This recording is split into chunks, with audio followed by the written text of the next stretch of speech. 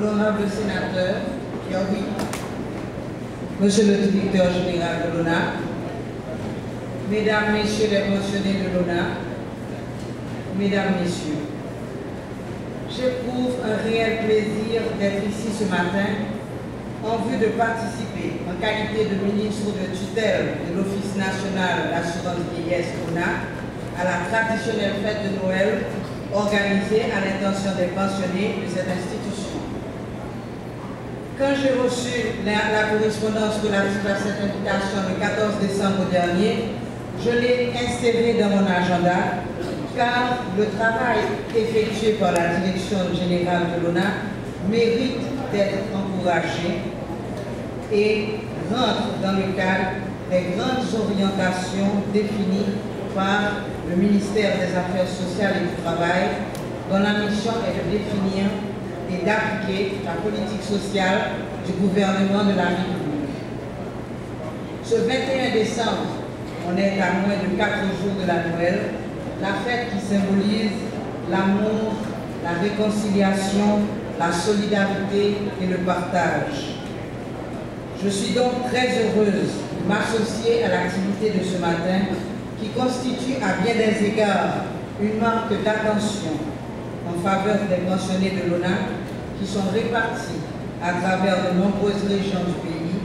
grâce à l'inauguration de plusieurs annexes de l'institution durant les derniers mois, notamment à Ouanamètre, à Hinche et à Fort-Liberté. J'en profite donc pour saluer le dynamisme et le dévouement du directeur général Bernard Desgraffes qui a su renforcer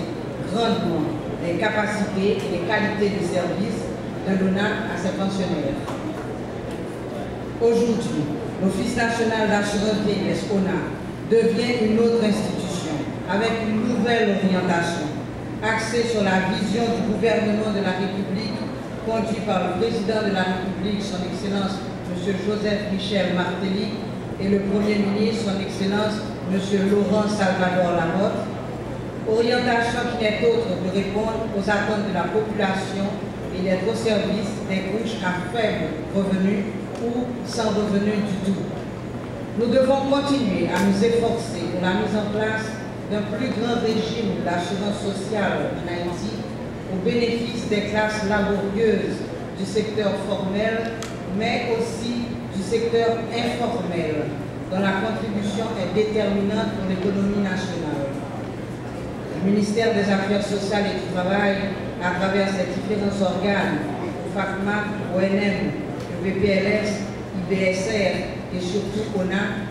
entend poursuivre ses efforts en vue de travailler pour l'amélioration des conditions d'existence des catégories les plus vulnérables. En cette occasion de fin d'année, je formule à vous tous et à vous toutes ici présents, au nom du gouvernement de la République, mes vœux de bonheur, de prospérité,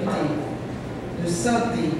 et aussi et surtout de courage pour continuer le chantier vers la mise en place d'une société plus juste et plus fraternelle en Haïti. Merci.